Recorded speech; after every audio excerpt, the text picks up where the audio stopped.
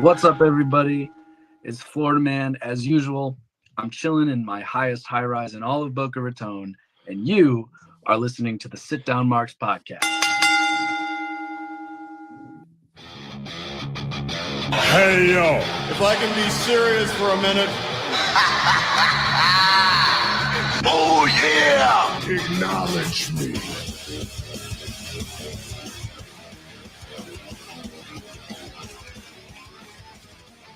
Hello. What's happening? What's going on? Welcome. Come on in. Sit down, people.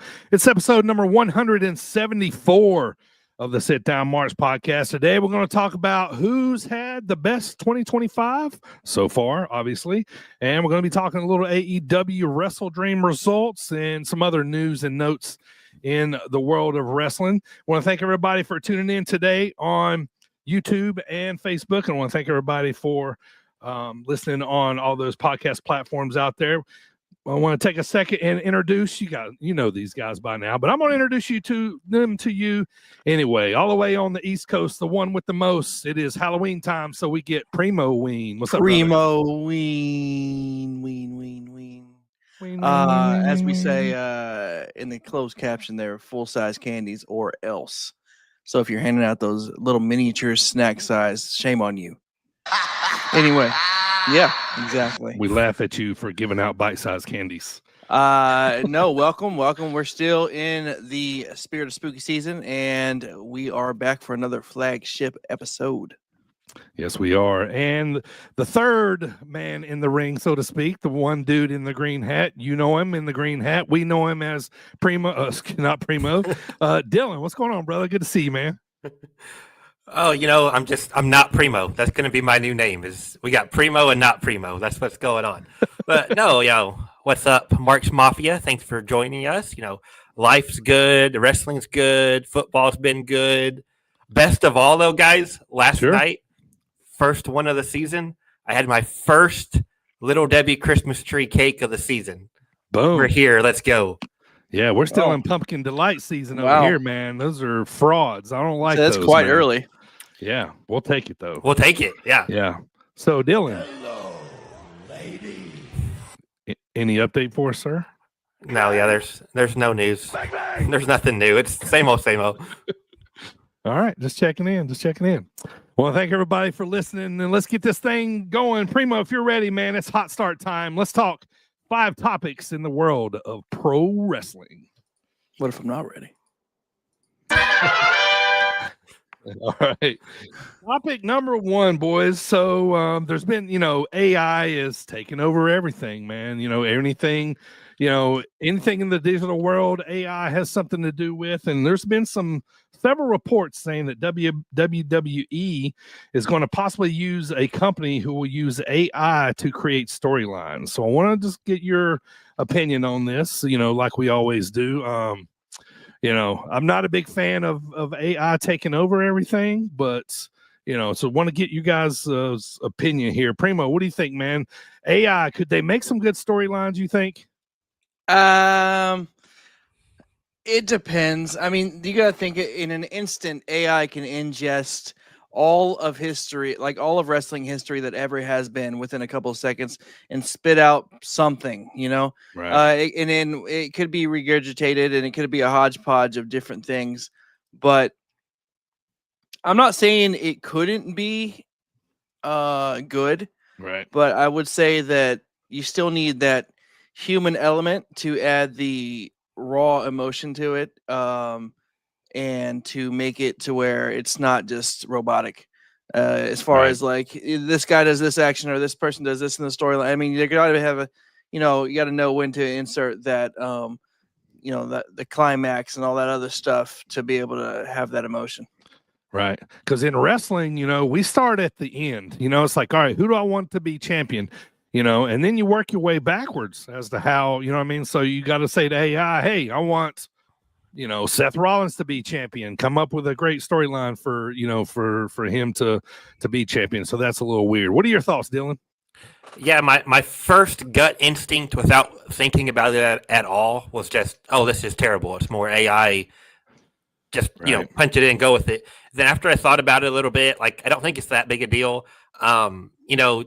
it's not like Triple H is going to be sitting in his office punching in his computer, hey, give me a main event WrestleMania, and he has to stick, to that. Like, Sure. oh, the computer said to do, Boogeyman versus LA Knight at WrestleMania, so that's our main event. Like, they can still work with it. I think it could be a good starting point, maybe. Sure. Like, hey, let's get this creative idea, and then we can take our geniuses like Bruce Pritchard and Triple H and Michael Hayes and work off of that. Like, that could be fun. Yeah. And I'm sure they're already using some of it in their not creative, booking creative, but creative as far as the promo videos and merch and stuff like that. Yeah. I'm sure they're already, getting some AI ideas. It's hard to say. So yeah, my first instinct, you sent us that text the other day, DD. My first instinct was what in the world is this? This is wrestling. What are we doing? But then the more I thought about it, I was like, it's not, not that big a deal, I don't think. Yeah. I think you could do a lot of on black and white. It'd be okay if you're just writing scripts and stuff, but it would need to be touched up by a human brain. Yeah, I mean, AI can't actually do the wrestling, so I don't have a problem with it. You know what I mean? So, I mean, if they can come up I don't with know, man. Yeah, right. I've been seeing some videos lately. They had Martin Luther King and Jesus and everything else out there in WWE ring from AI videos. Yeah, it's already getting out of control, But I mean, if just don't tell me. Come up with this badass storyline. Just let me assume whether it's AI or not AI, But I mean, like I said, they can't wrestle yet. So, I mean, until we see those robots, wrestling each other or whatever. But, I don't know how much emotion they can spill out. And I need my emotion in wrestling. You know what I mean? Feel. So, yeah, you gotta feel. We've had some pretty bad storylines just coming from Just a Human. So, I don't know if it can get worse. Right. We'll probably do it all right. Match. Yeah. All right. Topic number 2. All right, boys. So another round of WWE releases came. I think it was actually a couple weeks ago now. Now, if you're watching on YouTube and Facebook right now, I got the list pulled up. Now, a lot of the names on this list you might not even, recognize. Of course, we know Wes Lee, but like Stevie Turner, Lance Anawahi, Jen Tala, Draco Knox, Hayes Jameson, Summer Sorrell, and Jamar Hampton. I probably couldn't pick out of a crowd, but Braden BJ Ray, obviously I know who he is because he's been on LFG before. I think he was on maybe another reality show. So, but Primo, man, we've seen Wes Lee get released before. He came back, and really had a big impact. He's one of your, buddies. And what do you think he lands?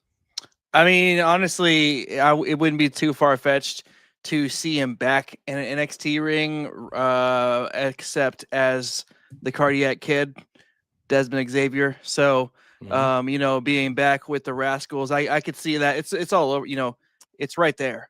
Right. It really is. I could see that happening. But no, I mean, he's very athletic and great at what he does. So I'm sure he'll land on his feet as he usually does and figure it out.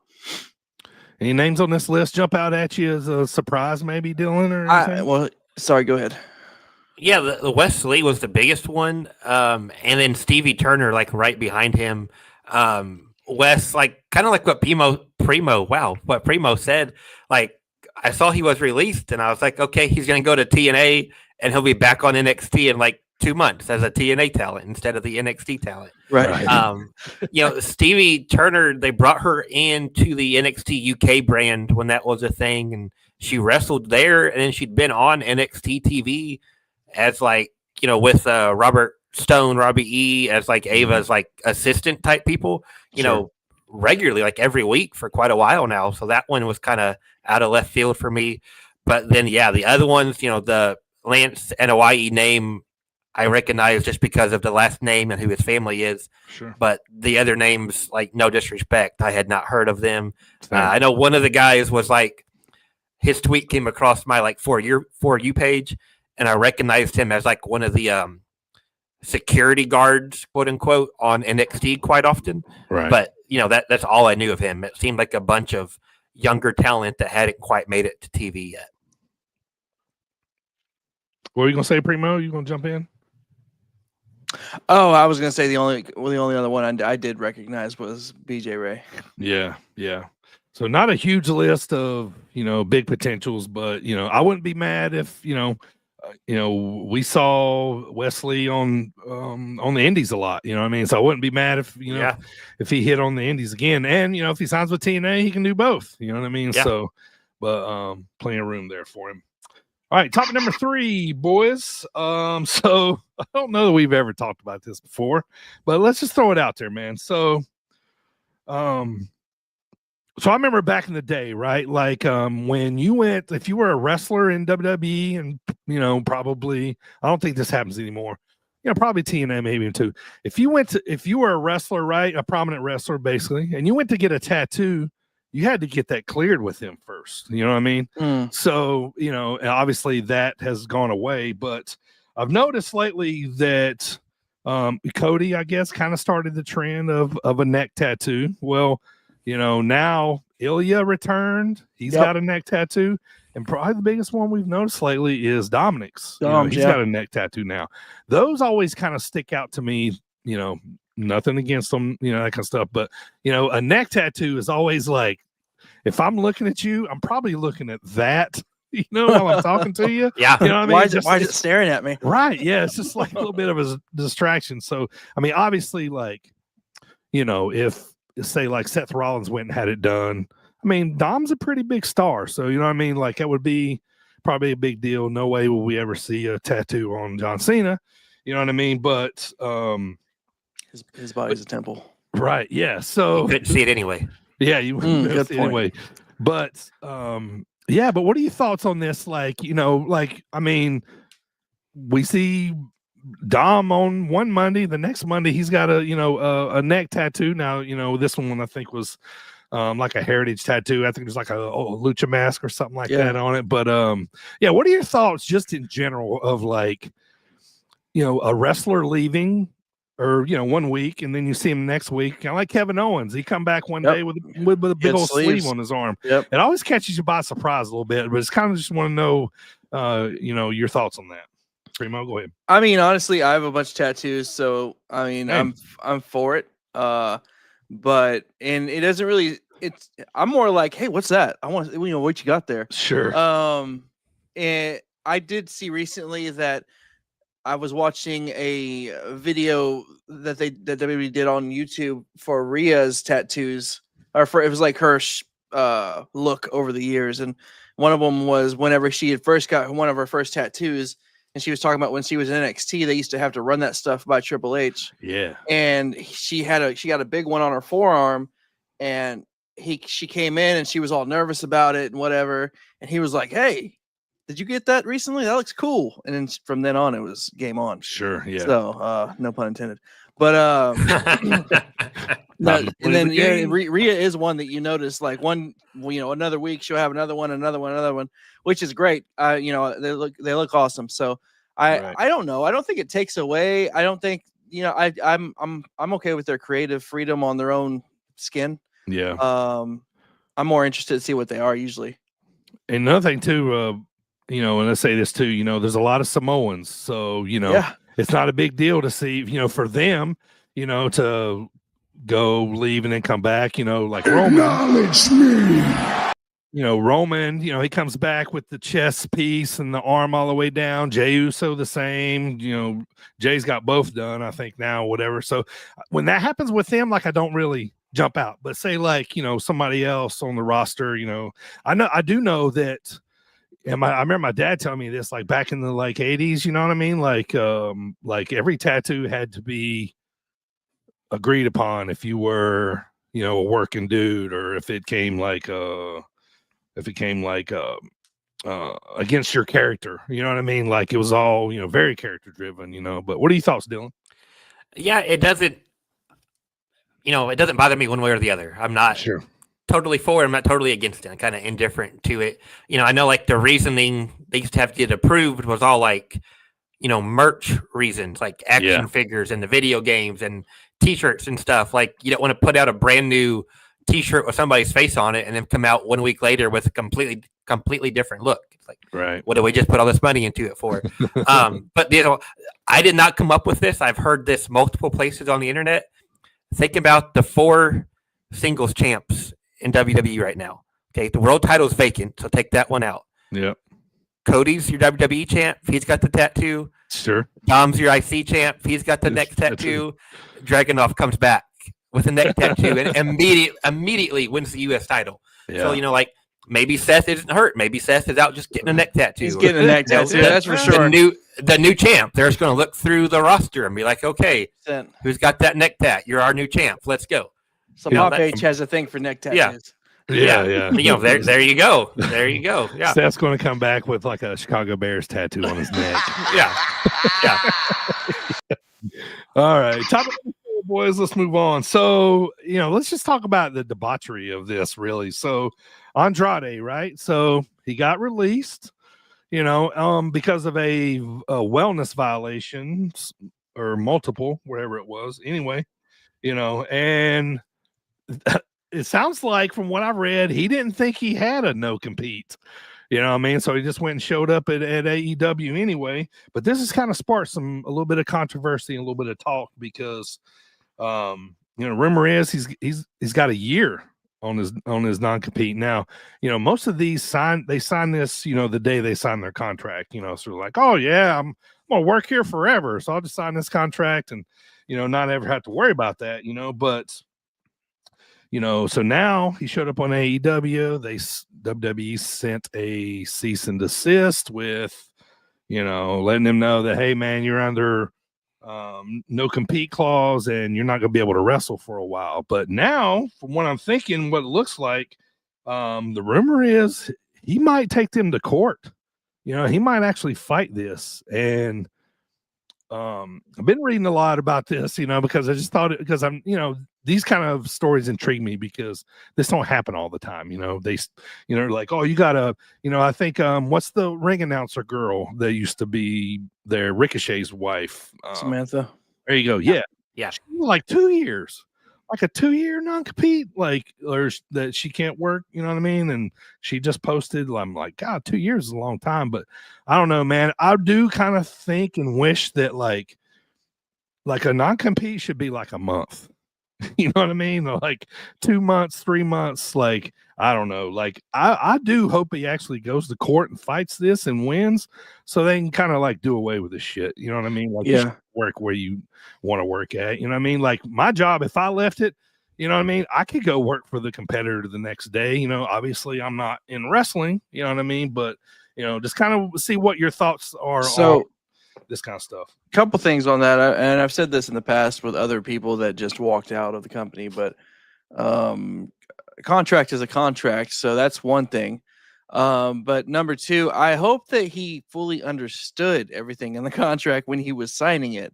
Also, I mean, right. I'm sure he has a translator and a lawyer that's bilingual, hopefully, and also on top of that.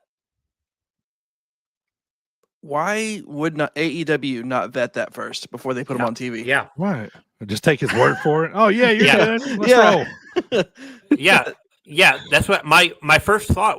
We'd all heard he had got fired, and then he shows up. Like 2 days. I'm exaggerating, but it was very quick. He showed up on AEW, and I didn't even think about like was normally a 90-day. I was just like, okay, cool. Andrade's already here, and it was more of the back and forth that Andrade's doing.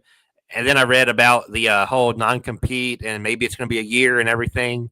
And I kind of, just to echo what Primo said, basically, like, one, I was like, how did AEW not do their due diligence? Like, how are they just throwing somebody on TV if they don't even know if he's signed or not? Like, that seems pretty basic. It's unprofessional as hell. Yeah. My other thought was, again, to echo Primo, like, if you signed a contract, you signed a contract. I think we see way too much in all of sports, not just wrestling, but a guy signs his contract and then a year later he's like, well, I'm not going to play because I want them to pay me 5 times what I agreed to play for. It's like, well, no, you signed your contract, like follow through, like make your word mean something, but that's just not the time we live in anymore. Right. And of all people, Andrade's, he's been in and out, like he should know how these contracts work, by now, after you've been released a couple of times. But then my last thought on it might take something like this, and it might be this exact case. Mhm. They're going to have to draw a line between employee and independent contractor. Because, Right. if you're not wanting to make these people full-time employees, I don't see how you can be like, okay, you're not an employee. We tell you when to work, where to work, and if we let you go, you can't work anywhere else for a year. Sorry about you. I'm not a lawyer. That seems to really be pushing the line, though. Another thing too, Sure. they should come up with a consistent number there. Make Yeah. it 30 days, 90 days. Not Yeah. I don't really agree with a year or 2 years, but Yeah. they, make one and stick with it. Sure. Well, for a while now, it seems like the NXT contracts have been 30 and your main roster have been 90. But then you get in a gray area of is this person on an NXT contract, even though they're showing up on Raw and SmackDown every now and then? Yeah. Are they, or vice versa? And And you never know. It all could've of their been- different contracts they have now, the ID program, they got 50 different contracts. They could have stuck Yeah. them to a year too off of a contingency for their own sake, as an incentive Yeah. to keep your head on straight, and it's a little insurance policy for them, I guess. But Right. yeah, I don't know. I guess we'll see what comes of it. But I gotta say the biggest thing that stuck out to me was as another professional company, AEW kind of screwed that up. Yeah. Yeah. They should have protected themselves. You got to always protect yourself, So, yeah. All right, let's move on, boys. Hot start topic number 5. We had a little AEW Wrestledream. It was in St. Louis this past Saturday. AEW World Championship Hangman versus Samoa Joe. You had the I Quit match, Darby and Moxley, which was the last match on the card. Probably my favorite. Kyle Fletcher and Mark Briscoe. Good stuff there. So let's jump into this, boys. Let's see what kind of got your attention. Let me talk about first two. So I was kind of surprised that Darby beat Moxley. I just kind of saw Moxley winning here. You know what I mean? I didn't see him saying I quit. That's for sure.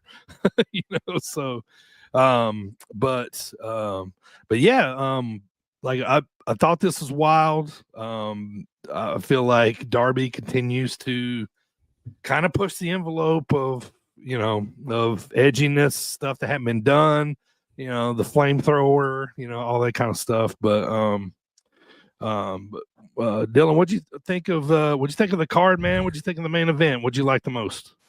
Yeah. So to get real inside the weeds here, I was really curious how Darby and Mox would have a I Quit match under the watchful eye of the wonderful Missouri State Athletic Commission. Right. That's really here for my Missouri locals, that we have to deal with all this. I was really wondering how they'd pull that off, if the commission would just turn a blind eye or if they'd have to work around it or what. It's hard to say if it lived up or not to expectations, because I really didn't know what to expect from these guys. We've seen a flamethrower. How far were they going to go? And I thought it was kind of cool that instead of going with the flames, they went with water. Yeah. Just dichotomy there. To make it really about me for a second, my all-time favorite wrestler is Sting. I went to 2 episodes of Collision before he retired last year. He wasn't on either. He retired in March. The April pay-per-view last year was the one they were in St. Louis. I've never physically laid eyes on the guy in my life. He's my favorite wrestler for 30 years now. So I skipped this pay-per-view to watch football, and Sting shows up in the main event. I had a buddy texting me at 11:30 or whatever it was at night, and he just said something along the lines of OMG or something like that. So I had to check my phone to see what was happening, and I was like, of course, Sting shows up. Right. Show in St. Louis I don't go to. But the rest of the card, it's almost like rinse and repeat your AEW pay-per-view, recap. It was a really good show. It was too long. What are we going to do? It's just the same every show now. You know what you're getting. I like Tony and Chris. I don't love that they're immediately seemingly going with Chris and Mercedes. title champion versus champion, because we just did that with Tony and Mercedes like 2 or 3 months ago. I was surprised. Just got another belt too. Yeah, of course. Like 85 now or whatever. I was happily surprised to see Joe turn heel. I thought that story was kind of missing something going into it. And that's one of the reasons why I chose football over going. It's like, well, Hangman's going to win. There's not a whole lot to it. Yeah. So, I'm excited to see where they go next. And, like you said, Fletcher and Briscoe, insane, great match. Loved the tag title match. Not the tag titles. Yeah, well, it was tag titles. Yeah, too many tag teams. The tag title match, Brodito and Okada and Takeshita. I thought that was really good. Solid pay-per-view. A little long. I like the opening, how the FTR Speedball Kevin Knight match, how it crossed over from the Collision pre-show, whatever you want to call it, straight into the pay-per-view. If you're not watching the pay-per-view and only watching that hour on TBS, it kind of sucks for you. You're promised this tag match and you don't get to see the finish unless you pay $40 or $50, depending on what you're subscribed to. But just to step back, if you're watching the whole thing, that was a cool bridge between the two shows there. Yep. Primo, you see any matches on this card that you liked, didn't like, thought was terrible? What's your thoughts on Jurassic Express being back? I was literally just about to say that it was kind of wholesome to see the Jurassic Express entrance again. They won that match for the 500K. Overall, I agree with Dylan as far as it's pretty much following the template of an AEW pay-per-view. How far are they gonna go as far as violence? When we're getting to where we're starting to drown each other. Yeah. Glass. Yeah. Drown heads in aquariums. Yeah. I'm curious about that. But I will say, hey, that was creative. I have never seen it before. So you got your, in a 10-gallon fish tank. So that's one way to do it, I guess. And sisters in there. Yeah, I guess that's one way to do it. Yeah, just to get on that for a second, we begged for an alternative. We were all like, hey, we're so sick of WWE. So if they give us an quit match and it's not just, kendo sticks and a table and a ladder, I'm okay with that. Is it out there? Is it insane? Is it violent? Yes. But it's not the same sanitized, no bleeding, I quit match we saw for 20 years. So I will say I'm good with it. It doesn't make me cringe as much as when they try to hang each other over the ropes. That's pretty crazy to me. But I just feel like anything can go. I know they're doing their thing and they've got it pretty much figured out. But if to us, I'm like, holy crap, that looks like it can screw up really bad. Right.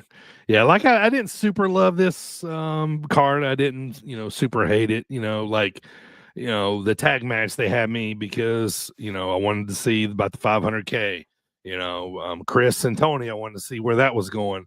I was wanting to see, what something stupid Darby was going to do. So they had me intrigued for certain reasons, but I didn't walk away from this going, yeah, I don't know that I got my money's worth tonight. You know what I mean? But But otherwise, I think he kind of cemented some storylines for, later on down the line. We're going to get Okada to Takeshita, you know what I mean, at one point. Yeah. So, yeah. All right, boys, let's move on. That's going to do it for a hot start. It's time for the dropkick discussion of the week, Primo, if you will. Let's hear a word from the Shane Show. Baby.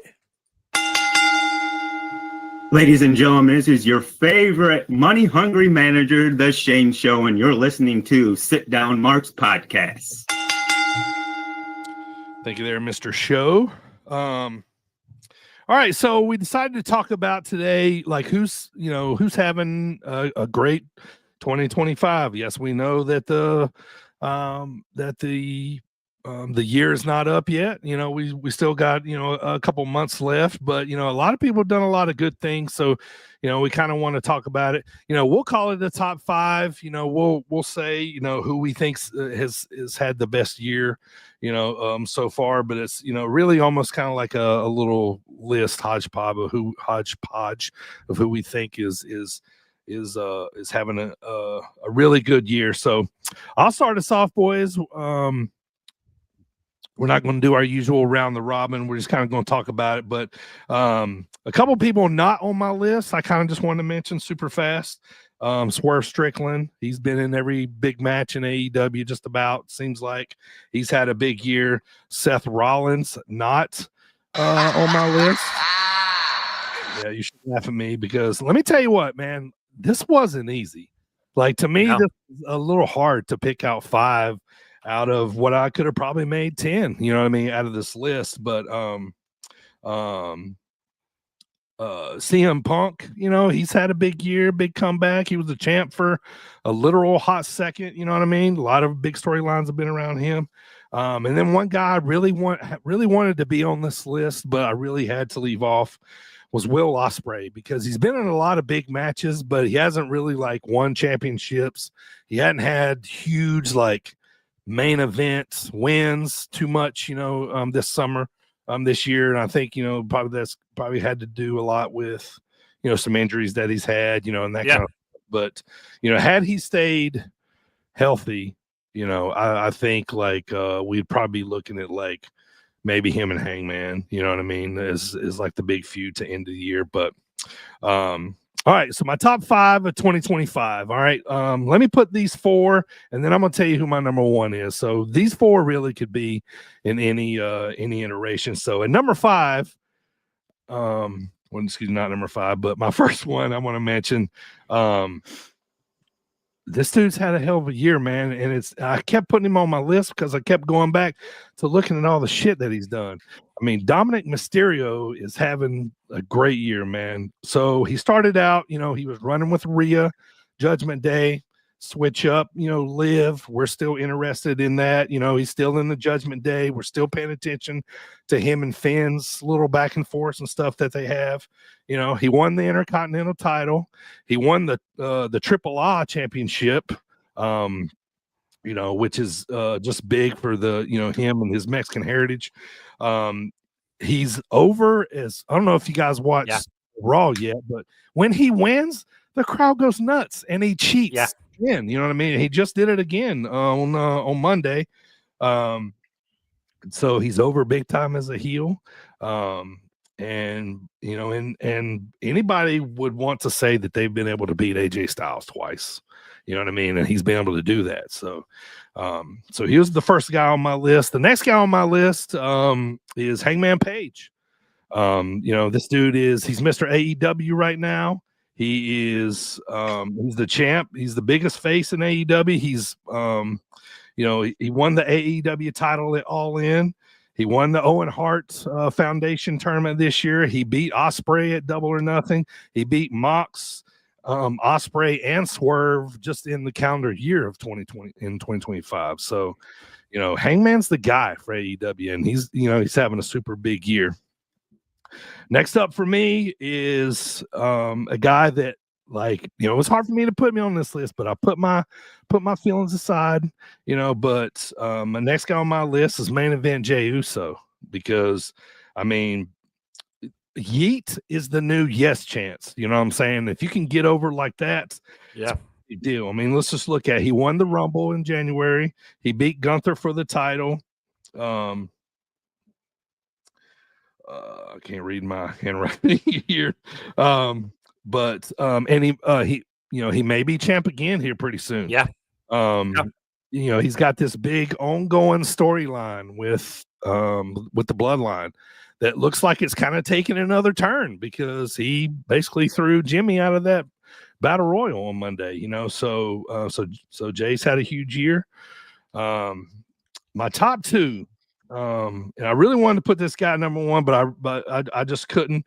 But sitting right under number 1 is QB1. It's Cody Rhodes, right? So he beat Kevin Owens at the Rumble. He's the 2025 King of the Ring winner. He's number 1 2 years in a row, PWI 500. They got nothing to do with last year, but still, you know, back to back is a big deal. He wrestled John Cena at WrestleMania, lost, end up winning the belt back from him. And he's had this kind of this ongoing storyline with Cena. Cody's the number one guy in the company right now. You know what I mean? And now and head into the future. But I don't know if you guys know by now, but who I think is having the absolute best year of 2025, and he should, is John Cena. Because he's got new merch for every city that he is in on his world tour, at the end. He became never seen 17 time, when he beat Cody. So, he's got the record now. He's the biggest star in wrestling. He's probably the biggest star in wrestling, even when he's not wrestling. Yeah. You know what I mean? He's just, he's that popular, that over. He's been going on this world tour. Everywhere he goes is new. His new merch is, all that kind of stuff. And, we're tuning in to see what happens with Cena next. When's the next date he's going to be on TV? So, for me, it's hard not to put Cena at number one when you got the biggest wrestling company in the world basically laying out a red carpet for you for the rest of the year. Hey, we're going to take you to Australia. We're going to, let you go to Boston one last time. We're going to let you, headline a SmackDown in Chicago. Like, there's just been this big, list of things that they've just laid out for John Cena. And I mean, when it's laid out for you like that, I don't see how you don't have the best year possible. He only has a couple of dates left, and that December the 13th is probably going to be the most watched. It'll be the most watched show on Peacock, probably. It'll be the most watched Saturday Night's Main Event ever, probably. You know what I mean? And it's going to be because of him. We're all going to get in our feelings when he says bye for the last time. When he, you know what I mean, and that kind of stuff. So, to me, the guy having the best 2025 is John Cena. Which one of you guys wants to go next? I'll go since you got half of mine already. Okay. Yeah. So right out the gate, I gotta say that, you have like 3 of my 5, but I have starting off with mine. I have Hangman Adam Page for the same reasons. As you mentioned, he had a hell of a year, with the Swerve storyline, and then the, staying on top all year, and then winning the title back for AEW from Jon Moxley, getting it out of that briefcase, all that stuff. That match was awesome as well. Have I ever mentioned who trained Hangman Page? Anybody know? Was it you? No, it wasn't me. It was the Boogie Woogie Man, Jimmy. Hey, That's right. Yeah. Next up on my list is actually somebody in NXT right now. He's been doing great things in NXT, and he's had such a good year, and he's been on top in NXT for like 2 years now on top. But Trick Williams, not only in NXT, but TNA as well, has had a hell of a year. He got to become his first ever world championship was in another company, which is crazy, but that's pretty awesome for him. He's had a really good year. Like I said, he stayed on top in the main event all year, whether he's, wrestling. He's about to wrestle Ricky Saints. So, I mean, at this weekend or whatever. But no, I think he's had a heck of a year. He's fought for the title multiple times. He held the TNA title. He's been on both TNA television and WWE television. I just think, great year for him. Number 3 for me was another one that DB said, Dirty Dom. Absolutely. The double champ, the IC champ, the AAA mega champion. This dude, not only, so remember, he started off the year. I guess it was the Rumbles were beginning. As far as, because the last time he talked on the mic before Monday, he was getting booed out of the arena. Yeah. And WrestleMania, the culmination at WrestleMania, when he got cheered, when he won the IC title, and everybody realized, like, holy shit, Dom's over as fuck. That was a great match. It's one of my favorites of this year. And then, of course, he continues to, he's still despicable. He's still doing exactly what he's been doing the whole time. Oh yeah. But We and just not cheer only for that, him now. not only that, he has eye candy with him at all times. Yep. So good for him. But no, I think he's having just a great run these past, not just this year, but last year as well. My number 2 was one that DB did not mention, which, well, he did mention, but he's not in his top 5. Seth Rollins is in my top 5. And think about it this way. Seth Rollins started off where he went to WrestleMania and stole Paul Heyman. And then from there, he, went and won the Money in the Bank briefcase. And then he faked an injury and had the ruses of the century when he came back and had another, probably if his 2 Money in the Bank cash-ins, they're probably 1 and 2 of the best all-time cash-ins. Right. But he had another great, memorable Money in the Bank cash-in to become the World Heavyweight Champ, taking it from CM Punk, which was cool. Right. And then all the way until he got injured, like, a week ago. But up until then, he was just on a great. He even won the crown jewel fucking belt in the fucking stupid ring. But he went over on Cody. So that tells you, like, Yeah. Had he not gotten injured, I don't think that he would have. I think his year would have continued to progress. Sure. Anyway, he's my number 2, and my number 1. I couldn't agree more. I mean, I don't see how you couldn't put John Cena on this list. It's literally his year. So, 2025 is the year of John Cena.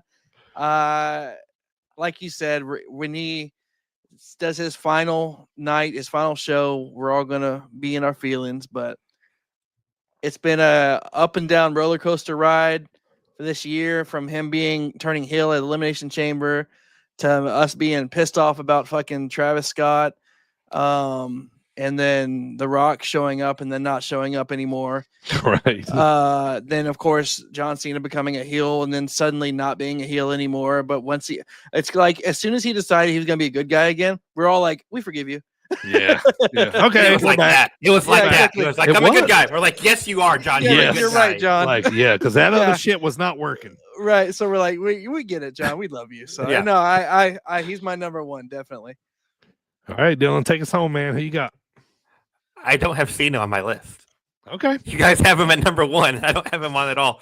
That's why I love this stuff. I really struggled between like how the wrestler actually did, like in the ring, like what his performance and everything, and like the kayfabe, like his wins, his titles, his accomplishments, like weighing those against each other. How was his creative versus like how they actually were in the ring?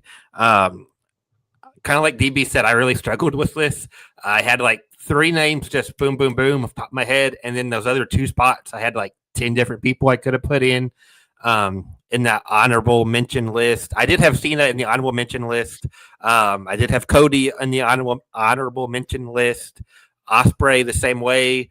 Like DB said, like his injuries, time away kind of took Ospreay out of it for me. Yeah. I really wanted to say Joe Hendry just because, like, for a while, he was the face of TNA and the TNA champ and was on WrestleMania, but he didn't make the top 5. Yeah. And I really wanted to say the Hardys because the Hardys are just as over, if not more, than they were in, like 2000.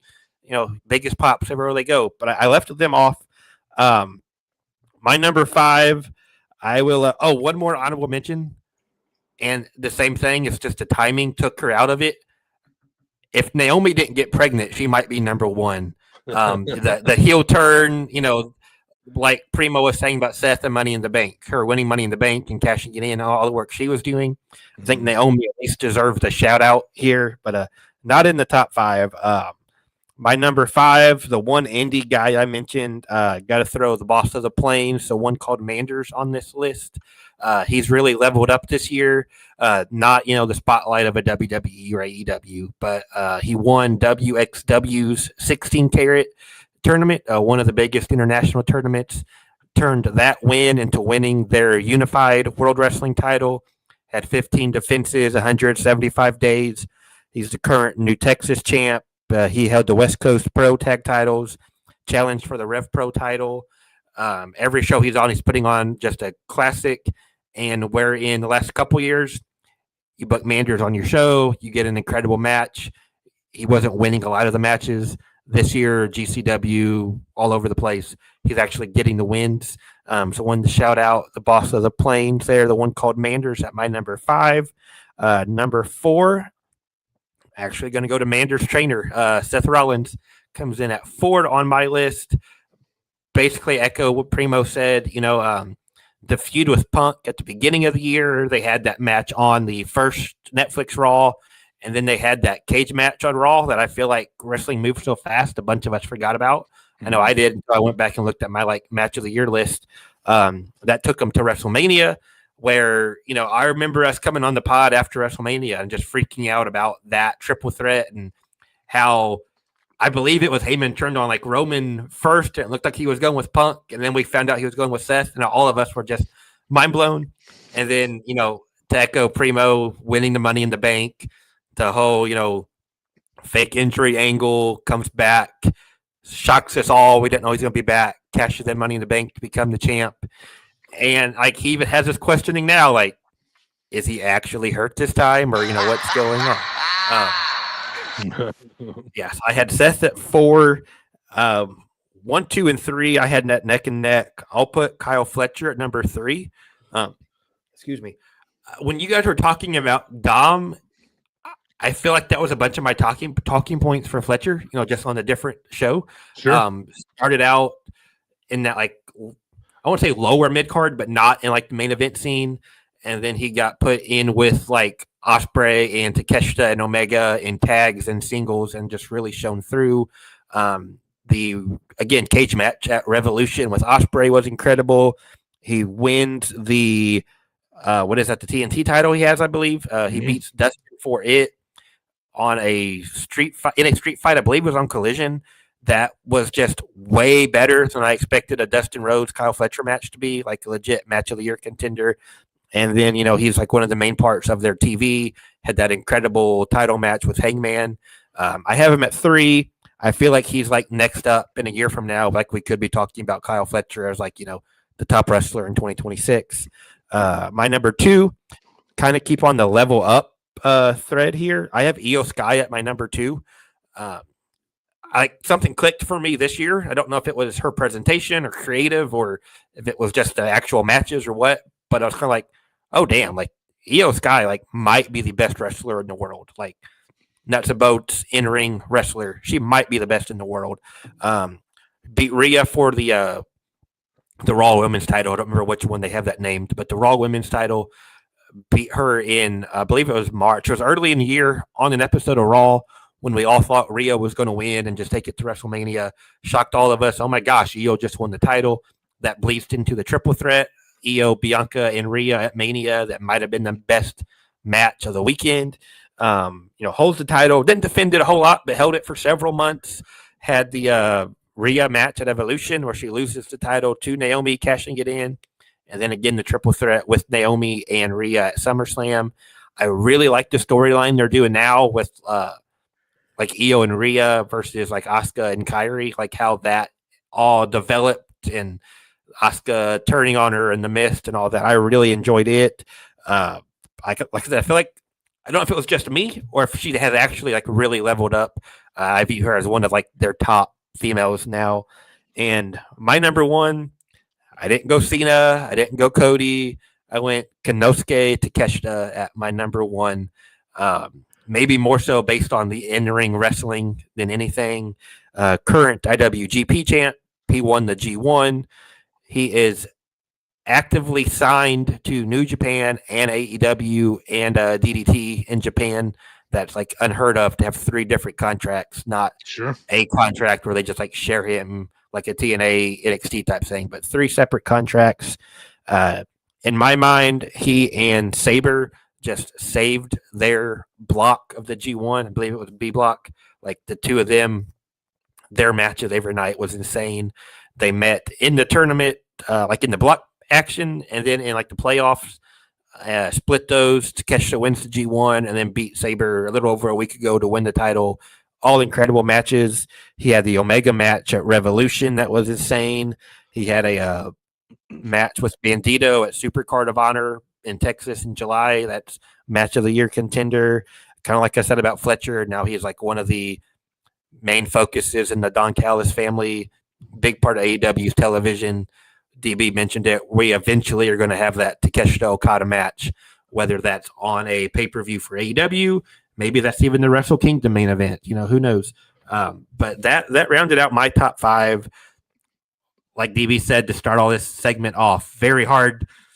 It sounds easy. Like, who's had the 5 best 2025 go? And it was like, wow, I can put 15 people on my list. But I had Manders at 5, Seth Rollins at 4, Kyle Fletcher 3, Io Sky 2, and Konosuke Takeshita rounding out the top 5. All right, there it is. That's going to do it for the Dropkick discussion of the week. Primo, it's time to go home, brother. But let's hear a little word from the boss, the Reverend Thomas Bryce. This is the Reverend Tom Bryce, owner of Sportswire Radio. You're listening to the Sit Down Marks podcast with Primo, DB, and Dylan, right here on Sportswire Radio, the #1 global radio station where all music and wrestling matters. I want to remind everybody to follow at Sit Down Marks on all socials and subscribe to our YouTube at sitdownmarks.com. I want to also let you know that Dreamwave Wrestling Trick or Treat is available now on IWTV, and tickets are on sale now for Good as Gold, which is our yearly Rumble, and Uprising 7 at DWTIX.net. New Dreamwave Prelude is going to drop here in just a few weeks. We're going to be featuring the Rising Star Battle Royal, so look for that to drop here shortly, and go check out volumes 1, 2, and 3 on sitdownmarks.com. All right, Dylan, you said you got a little show to go to this weekend, man. Where are you headed? Yes, sir. I'm going to be at Glory Pro Wrestling on Sunday. We're back in the SBAC, South Broadway Athletic Club. I'll just start my preview here. It's on Sunday. We'll start there. We'll go backwards. Why not? Main event, Cody Lane defending the title against Jake Something. That's going to be, thank you, Primo. That's going to be really good. Got Laney Luck. Sunday is going to be day 365 of her title reign. She's defending against the new Dreamwave Women's Champ, Becca. Becca making her debut. Will Laney get to day 366, or is she going to end her reign at exactly a year? Crowning new tag champs after new guys had to vacate. Shout out Jake and Scotty. It's going to be PME versus Banya Matthews versus the Revolution. The Revolution, team to keep an eye on. 2 young guys out of St. Louis. They're going to be making some noise. That's at Glory Pro. Also on Sunday, JCW. This is pretty cool. We mentioned Luna Vachon as one of our spooky wrestlers last week. Mm-hmm. JCW is doing a Luna Vachon Invitational. If my notes are accurate, a 12-woman tournament all on Sunday, named after Luna. Got a bunch of big talent in it. Billy Starks, Lena Cross, Gabby Forza, Kylie Alexa, Kinsey Page. Like I said, there's 12 total. Winner gets a head tattoo. Maybe so. Maybe half their head shaved and a tattoo. Yeah. Like we discussed. That too. That might get them signed. That might be a women's title. Go ahead and get that. Sure. Also on that card, wild 6-man, Jordan Oliver, Alec Price, Marcus Mathers on one side, going up against Adam Priest, Lee Moriarty, and Darian Bankston. And the rivalry that just keeps on going, and we're thankful for it. Manders and Mad Dog on opposite sides of a tag match this week. Manders has Tom Shire with him, that Cowboy Way, going up against Mad Dog Conley and Beastman. And then back up to Friday, starting out the weekend, GCW. Shotzi is hosting a show. It's a Halloween themed, almost like a spin the wheel, make the deal type show where every match has their own stipulation. Matt Tremont's defending the Ultra Violent title against Josh Bishop in what they're calling a Doorway to Hell match. Manders is taking on Isaiah Broner in a Lights Out match. Marcus Mathers taking on Cheech in a blindfold match. Gotta love a blindfold match. Much more there. And the last one I had in my preview, ICW back this weekend. John Wayne Murdoch defending against Dr. Redacted. My favorite name in wrestling, Neil Diamond Cutter, going up against Danny D'Amato. They got Bear Bronson and Vixen, a bunch of ultra-violent awesomeness going down in ICW this week. Actually, Inside Baseball just finished writing the preview right before we started recording, so that will be posted tomorrow evening. Best way to find it is on my Twitter at DHagerJ15, DHAGER15. It will be pinned to the top of the page whenever that is posted. All right. What's coming up next on the pod? Well, next week, brand new Dirty Birds Territory Treasures is going to drop. I'm going to be talking about the Boogie Woogie Man, Jimmy Valiant. Also, a week after that, another Prelude is going to drop. And then we're on to November and holiday season. So, last interview of the year is going to be with camera guy Nick. He is the owner of Bloodstone Wrestling. He is a Chicagoland photographer. And he just jumped into the promoting business. So we're going to be talking with him in November. And a couple other things we'll talk about. Before we do, boys, I want to get you out of here on this.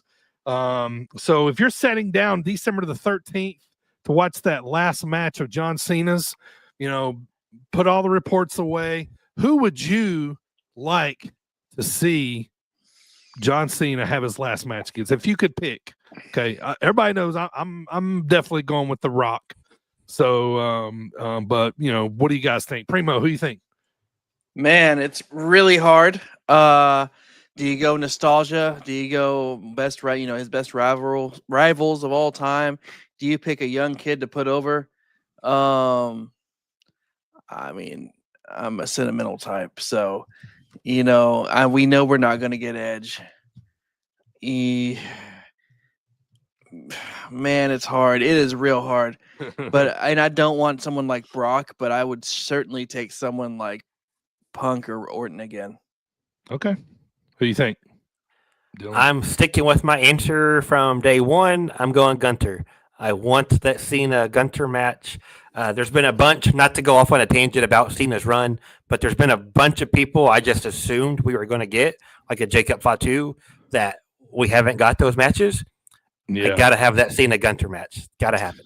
Right, but my thing with him is like there's no history there. There's not. I can't argue. Yeah, I know why they're doing it. You know what I mean? But I just I'd rather have somebody he's got beef with. You know what I mean? Like, I get that. Yeah, has wrestled sometime before. Storyline wise, if he would do it, The Rock would be perfect. With how much he dropped the ball at the beginning of the year, sure. If they could work that back in, Cena Rock one last time, right? I'd be worried that The Rock might take too much attention away from it, make it all about The Rock, because that's kind of what The Rock does. Primo mentioned it, I don't want it to happen, but Brock Lesnar makes sense if they work that back into storyline. Brock came back and squashed him. And Cena's, last match on his way out, he's got to get his revenge on Brock. I don't want it to happen, but the storyline is there.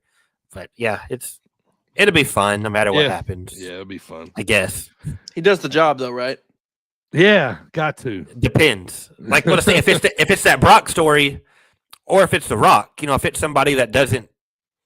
What does either one of them gain from beating Cena on his last match? Yeah. Right. But if it's somebody like a Gunter or a Dom or a Braun Breaker, fill in the fill in the blank, then yeah, I think Cena does the job. Yeah. All right. Well, that's going to do it for episode who do you 174, think? The Rock. Oh, you said that. Okay. Yeah, sorry. Yeah. Sorry, who do you think, DB? Sorry. The Rock. What was the name of your shop? Primo, what's the name of your Etsy store? I want to thank everybody for downloading and subscribing. We really do appreciate it. Hey, tell a wrestling friend about us, man. If you listen to us, spread the good word of wrestling and tell your friends about us. Thank you guys for tuning in today. We appreciate it. We'll talk to you next week. Let's keep spreading that good word of wrestling. Stick around if you're watching right now on YouTube and Facebook.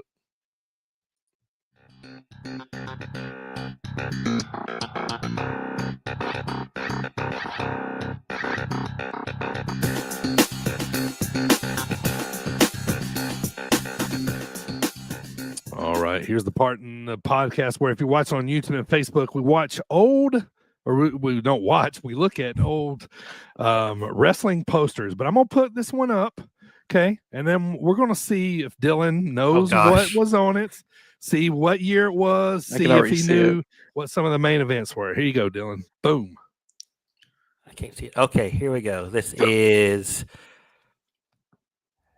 It's 10, right? 2010. It's bragging rights is the Right. Yes. poster. Yeah. Yeah. Bragging rights. Correct. Okay. 2010. I'm not going to get the whole card like I did last week. I can tell you Okay. that right off the bat. Where do you put this information, by the way? I Is don't that know. Evan Bourne? Where all the useful information should Yeah, be. it is. I think. It's Taker Kane buried alive, Yep. right? That's Nexus gets involved in that. Yep. Cena and Orton, I believe. I don't remember the stip. The stip was Cena would be fired if Wade Barrett lost. Oh, okay, that's Yeah. okay. To Randy it's Orton. Cena, so it's Cena. Okay, yeah, you're right. Barrett with Cena. Yeah. Yeah, He was Barrett, doing his okay, bidding, yeah. Yep. And then I know the bragging rights pay-per-view was based around a Raw versus SmackDown match, but I could guess from the poster, but I can't tell you who's on which team. You know the tag team match that happened here? Is that Cena and Otanga versus Cody and Drew? Yeah, which version of Cody was it though? It's The one with the bag. for the mustache. Dashing. Yeah, it'd be before. It's Dashing. still dashing. Okay.